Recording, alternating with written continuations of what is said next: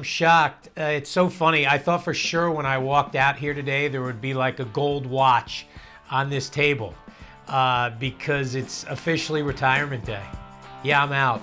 Mr. Lax has realized that the baseball has finally caught up with him. I try my best, but sometimes, when you get in the game, you just don't have the skills to stay in the game. Get out, Mr. Lax. Get out. Get out when you still have an opportunity to have at least a bit of dignity. I gotta be honest, I should have gotten out last week because I think the dignity is gone. How'd I do? Well, there's some games you kind of go in and you say, okay, this is a layup, I got this one, this is in the bag. But I said on the show last week, if John Jay was to play and give Iona a test in this game, their goalie Rob Looney would have to stand on his head. Well, my golly, he stood on his head, stood up, got on his head again to the tune of 20 times. The reason Iona Prep didn't win this game, because Rob Looney was special. Terrific in the goal, 20 saves. He was great, and this what we're about to do may not be. We are actually going to try to bring the RAF in live, so I'm 0-1. All right, quick. Everyone makes one mistake. No big deal. What else you got? Well, there was a fumble from you right away. Yorktown Ridgefield. We knew this would be a low-scoring game. I said if Yorktown could get 8 goals, they'd win the game. They got 4, Ridgefield got 7, their defense was great, 0-2 RAF. You're right, you should have got out of the game last week. That's one angry dude, puts on a yellow shirt and all of a sudden he's angry. Chaminade Greenwich. Listen, Chaminade had dominated this series. It was the 3rd year they'd get together and play. Chaminade had rolled the Cardinals in the first 2 meetings. I thought this was the type of day where Chaminade would say, enough. We're going to prove to everybody how good we are. Luke Finneran was absolutely spectacular for the Cardinals last week. They double up Chaminade and moved way up the poll, 0-3. Are you starting to realize why everyone is laughing at you? Yes, I am. In Connecticut, listen, you got to get these right. And I thought New Canaan, coming off the loss to Greenwich, would have the mojo against Darien. We thought would be a close game. It was. We just thought New Canaan would win it. John Reed sent everybody home and made me look bad. 11-10 Darien in OT, 0-4. This is a joke, right? No joke. It's reality. It's absolute reality. All right, let's get out of Long Island. Let's get out of Connecticut. Let's get out of the Hudson Valley. I butter my bread in New Jersey. Mr. Lax has been all over the Garden State this year. Kind of. Thank golly, my man the Cooch brought his game against Bridgewater Raritan. The Lakers win it 8-5, finally. One win. Woo! Oh, man. I'll tell you what. No wonder why Jimmy does most of the shows with me. Back to Long Island. Cold Spring Harbor, Huntington. Cold Spring Harbor had dominated in the first 6 years of this series. They led the overall going into the 7th annual meeting, 5-1. And then Ben Kosis decided enough is enough. The Binghamton-bound senior, 4 goals. Huntington with their best win of the year, losing again. Another loss? Maybe Jimmy should do all the picks as well. That would mean he has to come into the office. Stay on Long Island for the 125th edition of the Woodstick. I said coming in, Manhasset, well, it was obvious. They had lost 6 games, 4 by 1 goal. I said they would win this game by a goal. And wouldn't you know, for the 5th time in 7 losses, they would lose it by a goal. The only thing that's obvious is that you are not Mr. Lax or good at making picks. But Cody George is a good player, and he had the hat trick in that game. Stay on Long Island, and there was some I knew when the first game result came back last week, and Bobby Burns, the talented freshman, with 15 seconds left, scored the game winner, and Smithtown East beat our number one Smithtown West team 11-10. I knew Mr. Lax was in trouble for the whole weekend. Sorry, Mike. But Mr. 614's in. You got this one wrong too. 1-7. Got to do a little bit better, buddy, next week. Wow. I guess Ed doesn't think he's going to get back on again. That was supposed to be a quick little hit, and he went on forever. And by the way, okay, I went 1-7, but Smithtown East, I'm going to throw some blame on you. You can't be losing to Bayshore. Oh my gosh, they beat the number one team. Next game out, they lose to Bayshore. Or 2 games out, they lose to Bayshore. So, no watch, no chains, no commemorative plaque. So that means, I guess, Mr. Lax has got to lace him up and try this again.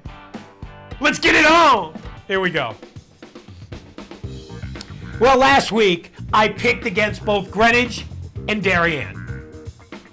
Which means this week, I can't do that because I have to pick one of them in this game. And this is a shame. I truly feel the way the schedule broke. If you're a lacrosse fan, it's great. But tonight, Darien goes to Yorktown. Bronxville comes to Greenwich. Now, if you're Darien, you have to give 100% focus to Yorktown. They beat you last year. You've been lining everybody up who beat you a year ago and knocked them down, and plus you're undefeated. So in the back of your mind, if you run the table, you will be in the discussion for not only the number one team in the tri-state, but number one nationally. You can't think past this game to Greenwich. Greenwich, on the other hand, they have that one loss to Fairfield Prep. So if they were to lose tonight against Bronxville, it's not the end of the world. And that could happen. Bronxville's very good, and Horgan's guys are still looking for that signature win. But I can't worry about tonight. This pick is about Saturday at Darien High School. And to me, without question, no doubt, there ain't even a close runner-up. The game of the week in America is on Saturday, 1 o'clock at Darien High. As number 6 Greenwich goes to number 3 Darien. Darien and Bergen Catholic, the only remaining unbeaten teams in our tri-state top 20. Darien has dominated this series the last few times. In the last 11 games, Greenwich only has 3 victories against the Blue Wave. 3. This Greenwich team, we told you, was built to win this year. Everybody back. Everybody back. Rogan in the goal. Tommy has been sensational. Michael Sullivan against Andrew Pugliese at the X is going to be fun. Pugliese has given Braymeyer a new dimension. They couldn't win faceoffs this year. This year, Andrew has done a very good job. Won some big ones against New Canaan a week ago. Greenwich, we told you, loves to score. In their 11 games this year, 8 times they've reached double digits. That means Phil Hufford better be ready to stand on his head. Darien's defense, on the other side, has allowed double-digit goals just 1 time this year. And that was last weekend in the 11-10 overtime victory. As we said, Johnny Reed, the game winner. I love the way Reed plays. He plays with an intensity. He plays from the shoulders up, very smart, always in the right places, doing the right thing. And Ian Burgoyne is a wonderful, wonderful player. If you're a guy, you want to have guys like Burgoyne on your team because he gets everybody involved, constant movement, always looking head on a swivel. He really jumped off the page last week to me in that New Canaan victory, number 32. I thought he was sensational. So here you have it. The number 1 game in America will take place 1 o'clock Saturday in Darien. Huh. Wow. Mr. Lax is thinking. He's thinking. And once he's done thinking, He ain't going with the home team for the second week in a row. Put a face on the Cardinals. I just love what they did against New Canaan and against Chaminade. And for Darien to win this game, the recipe is very simple. Do not let Greenwich jump out to an early lead. They did it against New Canaan. New Canaan tried to play catch up, couldn't do it. Chaminade, early lead. Greenwich got the early lead against Chaminade. Chaminade didn't know what to hit him. Now, when you go back to the the New Canaan Greenwich game, Krause came out early for the Rams. Couple goals. They led 2-1. But just like that, it went to 4-2. I think it was a 5-2 lead at the half. You've got to contain Greenwich in the first half. If they jump you early, watch out. Be careful, Darien. That's why Pugliese is going to play a major role in this game. If he can dominate the X against Sullivan, which will be very difficult to do, if he can, and keep the ball away from that big bad offense of the Cardinals, Darien will be right there. Here we go. Let's get it on. Well, without question, Lou Geneve is a fun guy. The Somers coach has done wonderful things since he left his alma mater, Lakeland Panis, as an assistant and came to Lincolndale, New York. Where's Lincolndale? That's the home of the Tusker Dome, where this Saturday night at 7 o'clock, he will invite his alma mater and the head coach, Jim Lindsay from Lakeland Panis, who was a player when Lou was an assistant at Lakeland Panis. He was a great attackman, Lindsay was, before he went off to Albany. Geneve, an assistant coach on that team, coached him in the mid-90s. So he knows everything about what Lindsay can do on the field. The good thing for Somers, Lindsay ain't on the field. He's coaching, and he's got kids to coach. The Prunty boys, very good. Legendary name around Lakeland Panis lacrosse. Jimmy Flaherty. If Flats can come out and give them a full 48 minutes, if he can play 48 like he played the 24 in the second half in the Murphy Cup, watch out, Somers. Flaherty was sensational in the second half of that game. Jimbo, got to give Coach a full 48. Got to give him a full 48. And Mike Zingaro, the goalie, has flat out been one of the best goalies in the Tri-State this year. Manhattan getting a steal. Manhattan getting an absolute steal in this game.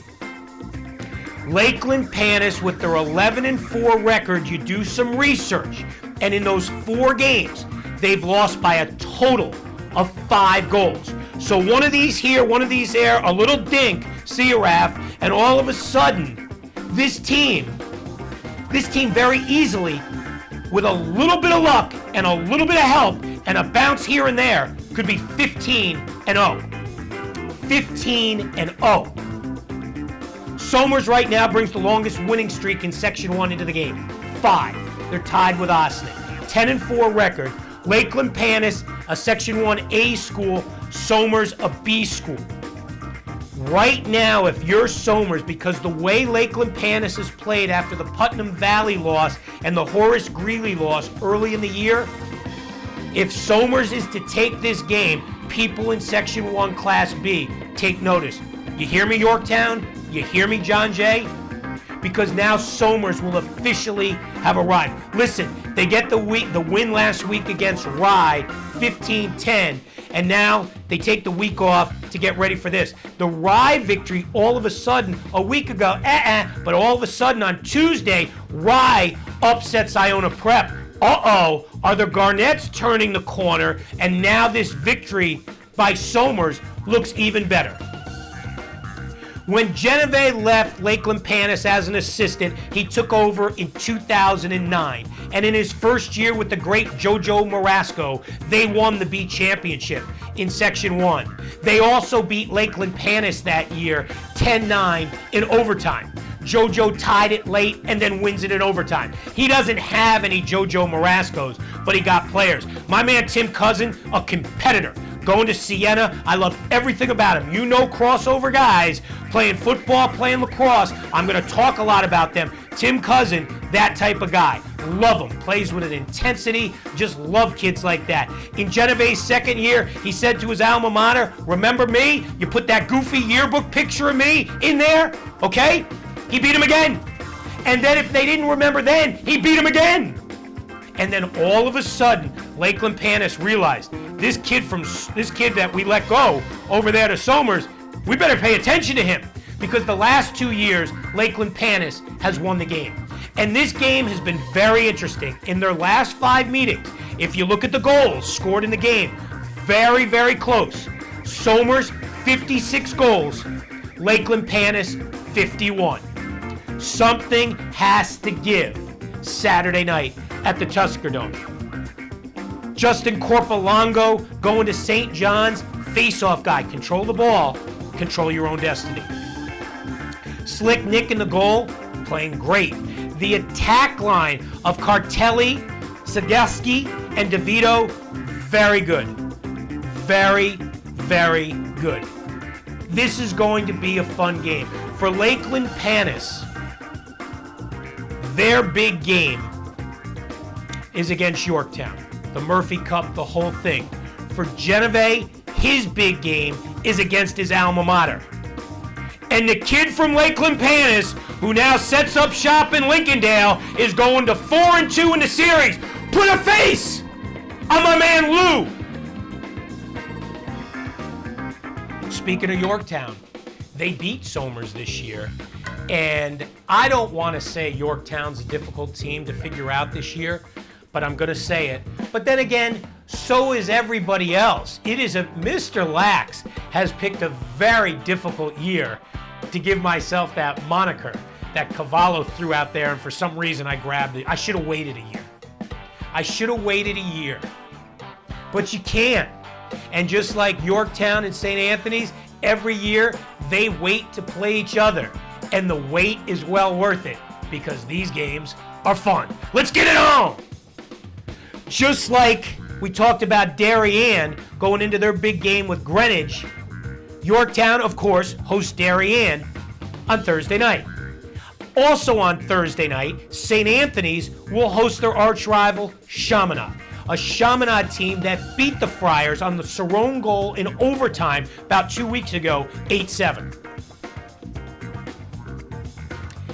In 2005, listen, an 8-6 game today is high scoring. But in 2005, when Yorktown beat the Friars 8-6, it was the last time that both teams in this series didn't reach double digits. At least one of them every time has, and usually most of them. Let's do some history. In 2006, the year after that, St. Anthony's won 11-5. In 2007, St. Anthony's won 11-7. Double digits, double digits. In 2008, Yorktown won 14-9. Double digits for the Huskers. In 2009, Yorktown won 14-10. Remember that game, Yorktown, because that's the last time you beat the Cats from South Huntington. In 2010, Weisericks Kids, 14-7. 2011, 12-11. 2012, 13-12. Last year, 13-12 in overtime. So what you're going to have here is you're going to have teams who play lacrosse the old-fashioned way. They shoot the ball. They shoot the ball. Yorktown with a bit of a hiccup against Ridgefield in that zone defense a week ago. They figured it out against Lakeland Panis. They put a dozen on the board. This game, very simple. You know all the particulars. We talked about these teams going on and on and on. It's very simple.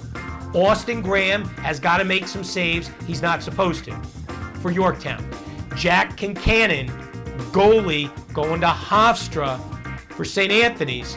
He needs to make some saves he's not supposed to because these guys are going to light it up.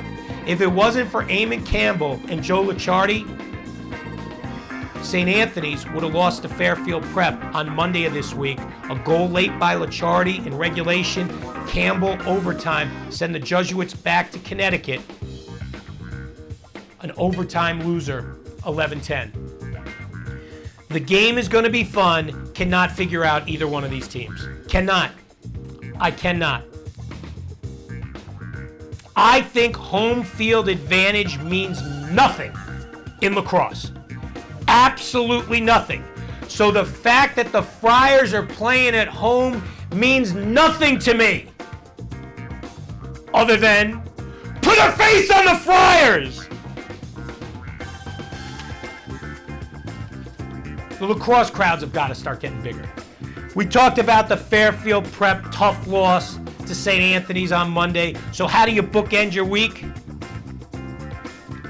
Coach Smolkleis says, okay, when the St. Anthony game had been moved to Monday because of the rain, Monday, St. Anthony's, Saturday, Chaminade.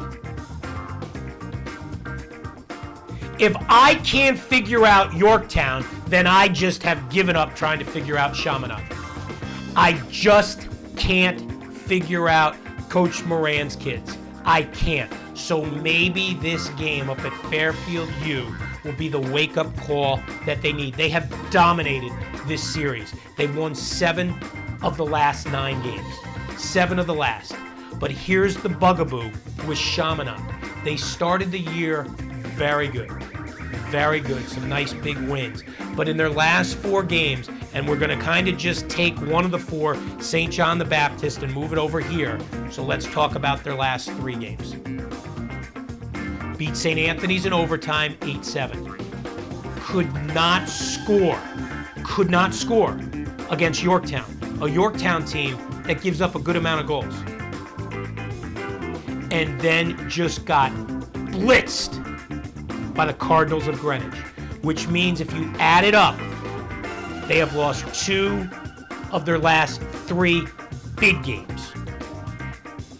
And in those 3 games, they are averaging under 6 points per game, which is not good if you're Chaminade, because this sophomore for Fairfield Prep in the net, J.J. O'Connor, Johnny O'Connor, who turned 16 2 weeks ago when he gave himself that great birthday present against the Cardinals of Greenwich, he had 20 saves against the Friars. 20. Look, at Fairfield Prep is not a young team, but they're not an experienced team. And they're getting there. Are they doing it with big steps? No. Big step against Greenwich, 3 big steps back against Del Barton. Now close the gap a little bit against St. Anthony's, a St. Anthony's team that beat Del Barton. You try to figure it out. I can't. It's lacrosse. It's just the way this 2014 season is going. St. Anthony's was behind Fairfield Prep late in the third, 8-4. Face-off problems for the Jesuits. Couldn't control the face-off. Friars control the clock, get the goals, take it to overtime, send Prep back to Fairfield U with a whole bunch of sandwiches. And a loss. The first loss they've suffered in overtime since 2001. Burke Smith, sensational. The Bates bounder in that game, great. Austin Smith getting into it. Austin Sims getting into his groove right now a little bit. Slow start to the season. The Princeton bounder, one of the best athletes in the tri-state playing lacrosse, has found his mojo. And he will find it again on Saturday. Put a face on the Jesuits. They need to win a game like this. The victories against Brantford, against Hand, against Cheshire, they mean nothing. Nothing. When you are an established big boy lacrosse program like Fairfield Prep, they don't play in the FCF, okay? So you don't get any great regular season victories in conference if you're Fairfield Prep. You just don't. So now you got, it's great you play them, but now you got to start winning them. And they did beat Chaminade 2 years ago, 12-11. So we will see. Always a fun game. Always a fun game. Is it possible, if you're Cold Spring Harbor, to find a friend in your opponent on Friday? Let's get it on! It sure is. You're going to find a whole bunch of them. Guys like Willie Sands, Pierce Delafera, Tyler Tam, Johnny Nierenberg, Kid Coleman. These cats score the ball. They score. Now, why is this game intriguing to me? Why should it be? Why am I picking this game? I mean, you go back 9 years, and the Seahawks lead the series against Friends 13-1. This is a waste of a pick. This isn't a rivalry. This is a lot. Wait a minute. It's the last game that matters. And in the last game, Friends, in the Nassau C title a year ago, they beat Cold Spring Harbor. New kid on the block.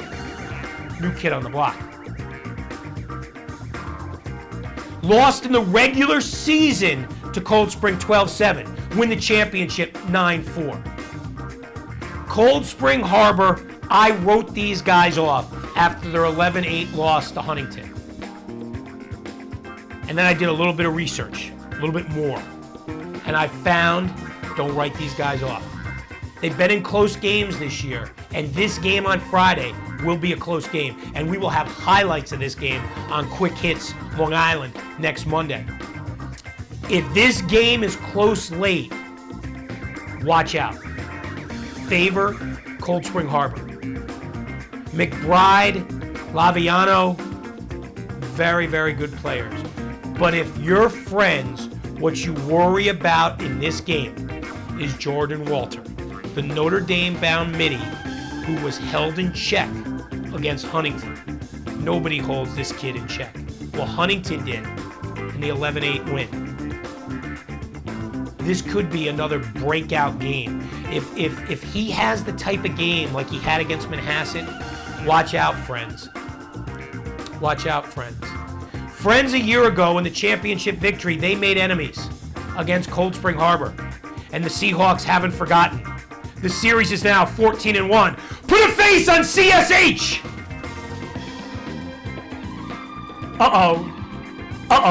If you've heard me on Quick Hits Long Island, you can hear me in the background, always starting to talk now about the Golden Flashes.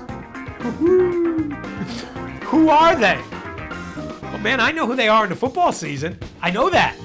And I know that if you have a kid like Matty Seltz, who's coming over from football to lacrosse, then you have my attention. Seltz is a gamer. He's a competitor.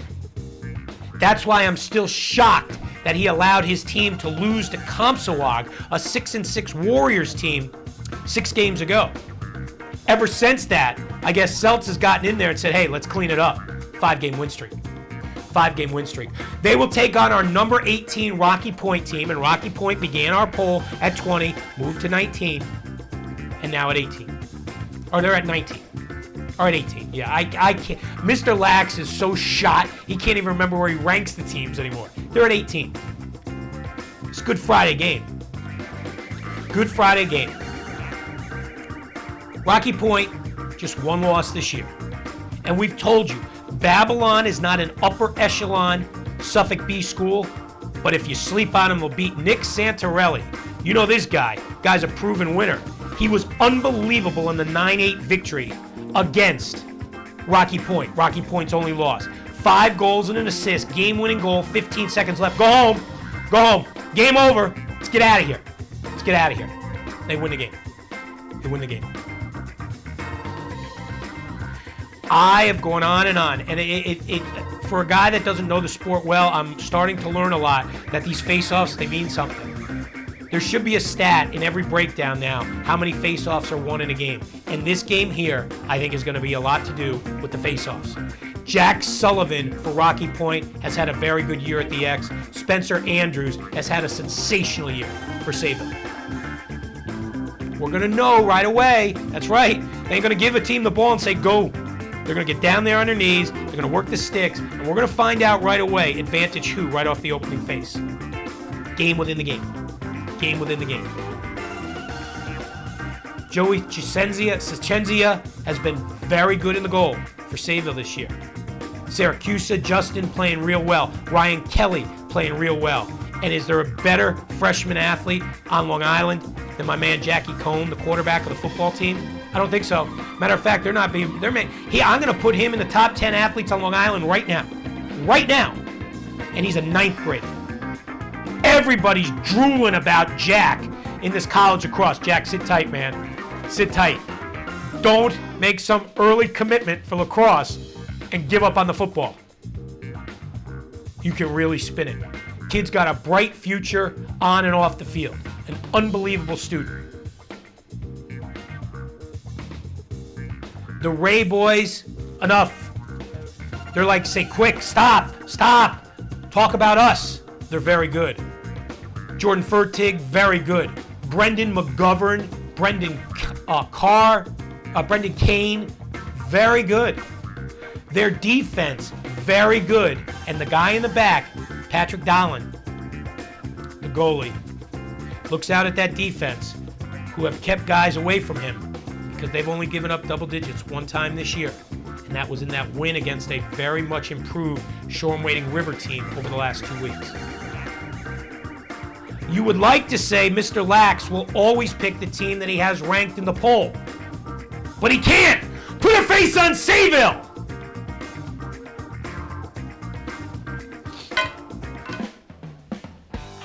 Let's see.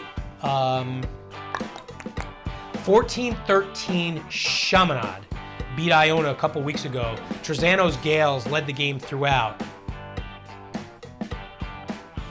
And then Cerrone gets the game with about 4 seconds left. Face off, go home. I was so into this Iona Prep team. And especially some of the interesting games they had coming up, especially this non-league game with Bergen Catholic. Well, I must be interested in it still, because I'm picking it. Let's get it on! But I'm not going to lie to you.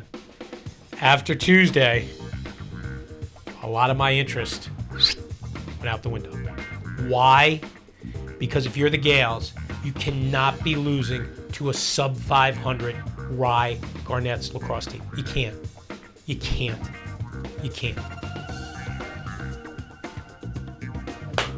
They're limping. They are limping. To think last week we had Iona Prep at number 13 in the tri-state.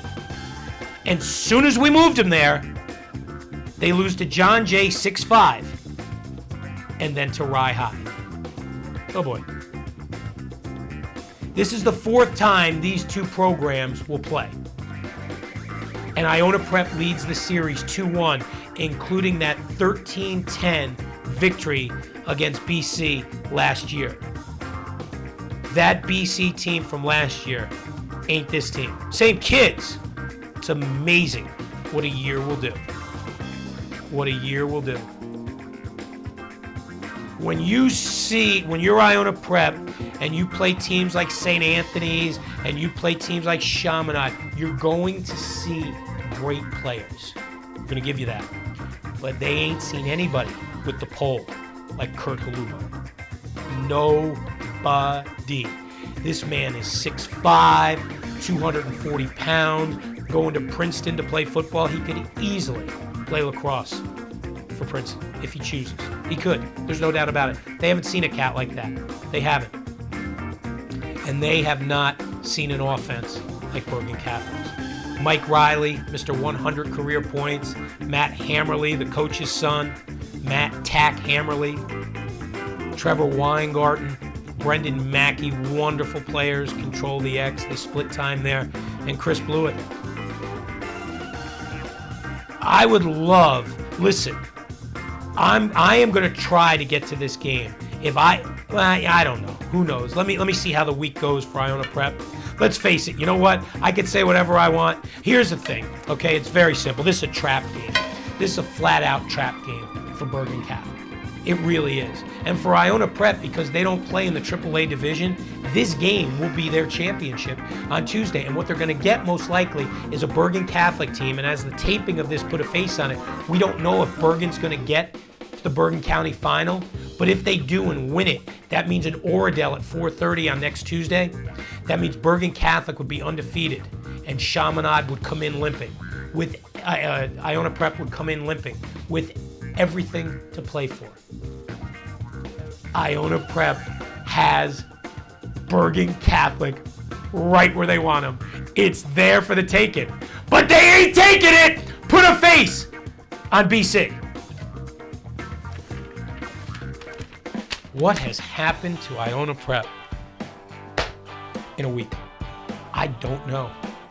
I think if you don't get to that game, I think you can see that game. Let's take a look. What do we have? Well, let's see. Chaminade, St. Anthony's. If I get my way, that's on tonight at 7. If I get my way next year in the regular season, their 2 regular season games will be played on the same day. Let's get it on in the morning at Chaminade. Let's scoot over the Northern State Parkway, get off at 41, hook a left, and we shoot over there and play a double dip. Because right now, this game, to me, not a lot of juice. Not a lot. That same night, Darien at Yorktown. O'Keefe has done a good job picking games. He must be looking at the poll and seeing who we have ranked and say, let's get these ranked teams on. Saturday, his alma mater will travel up to Fairfield U and try to find their identity, try to get it back, take on Fairfield Prep. Fun game. Saturday at 5, Bergen County Final. I think I am going to that game. Especially if it's Bergen Catholic and Ridgewood, I will definitely be at that game. And then up in the Hudson Valley, the Genevieve Bowl.